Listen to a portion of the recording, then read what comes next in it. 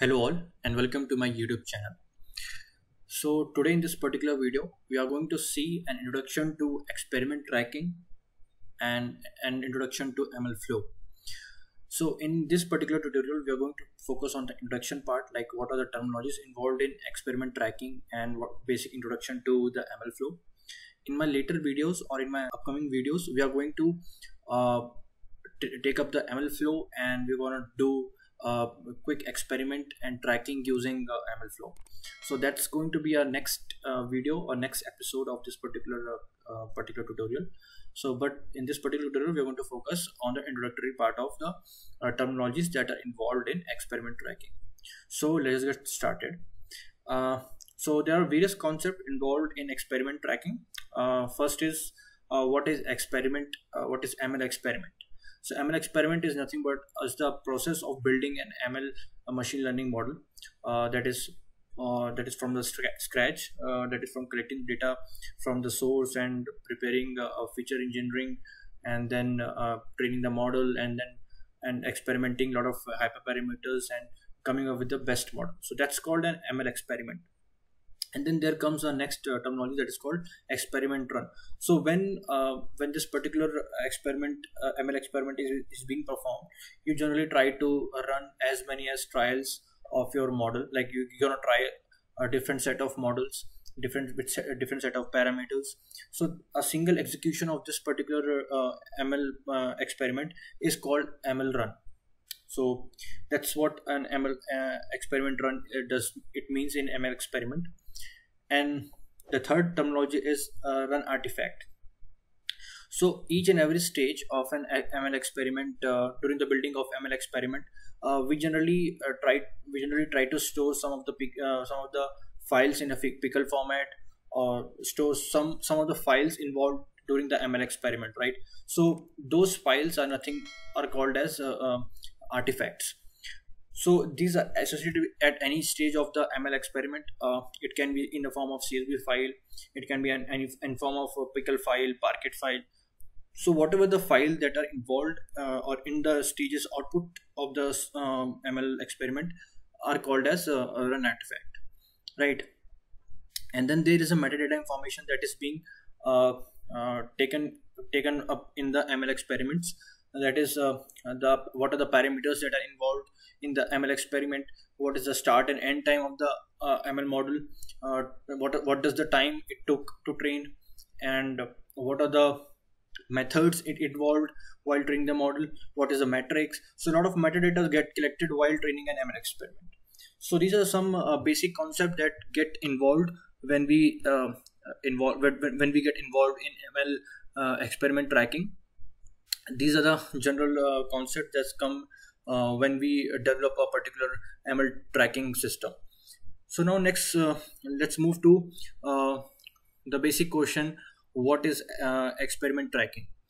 So the experiment tracking is nothing but the process of keeping a track of all the relevant information from an ML experiment, which includes source code, environment, data, model, and hyperparameters and metrics. So when you execute a particular ML model, or when you train a particular ML model, there are a lot of things are involved when you try to train a particular ML model, right? So you prepare a source code, you prepare an environment, you prepare a data, you train a model with some hyperparameters, and then you log some metrics, right? So these all things where this particular training is happening and all the environment information. So there's a lot of setup and there are a lot of information is being there inside this particular training of the ML model, right? So tracking all this relevant information is called experiment tracking, and this relevant information could be in any form, as I discussed: source code, environment, and data, and etc. Now let's come to the next point: why is experiment tracking is so important? So there are basically three reasons why experiment tracking is important. First is reproducibility. So reproducibility means as a data scientist, you want to run as many experiments you want, and you want that particular experiment to be reproducible, that you can use it later on also. So that's where the the importance of experiment tracking comes into play. So you want to choose the best model out of those experiments, and then you want to reproduce that particular model, right? So that's the most important thing, why you need experiment tracking. And then you also required experiment tracking while organizing the things out. So let's suppose you have a lot of people working in a team, and each of the people are doing their own experiments, and then you want to organize them, right? And you want to track each of their experiments simultaneously. So that's where the experiment tracking will also be helpful in organizing the things. So the next important point is optimization. Automation help us to track the information of the hyperparameters and the metrics involved in a particular ML model training. So this tracking of the hyperparameters and metrics is also very important part of the experiment tracking, and thus experiment tracking is helpful in this optimization as well. So these are the three reasons why experiment tracking is important. There could be more reasons out of this, but these are the most important ones that why we need to use experiment tracking. Then there are various tools that have been developed in recent years. That is MLflow, that is most famous. TensorBoard has also been doing something, and ClearML, Kubeflow, Guild.ai, and DBC. So these are various tools. These are various open source tools that can be used for tracking experiments. So in this particular tutorial, we are going to take up MLflow as an open source tool, and we are going to see the basic introduction of MLflow, like the components of MLflow. But in the later videos or in the next videos, we're going to experiment something with MLflow. We're going to prepare some codes, and we're going to experiment how it's going to help us to track the particular training of a model. So in this particular tutorial, we're going to focus on the understanding of MLflow. So let's just jump into the documentation of MLflow. Okay, so now here you have the MLflow documentation page. So in the MLflow documentation page, you can see that it clearly says that it's an open source platform for machine learning cycle. So it can help you on logging the information, tracking the experiments, registering the model, preparing the model, serving the model, versioning the models. So a lot of things are involved in particular ML life cycle. So it helps you in logging all those information and carrying out your ML life cycle properly. So now let's move to the component part of MLflow. In MLflow, you're gonna see MLflow tracking, MLflow projects, MLflow model, MLflow model registry. So these are 4 components that are involved in MLflow. So in MLflow tracking, you can track your experiments, that is code, data, and everything, the results, the metrics. In MLflow projects, you generally try to pack all the source code, the environment, and everything into a particular project, and so that it can be executed by any of your data scientists when you share them. So that's a part of ML projects. And in MLflow models, it's nothing but you're gonna save the model in form of in form of some format like pickle format or any of the expected format that can be deployed in particular server in a batch or in an inference way. So that's where the MLflow models will help you.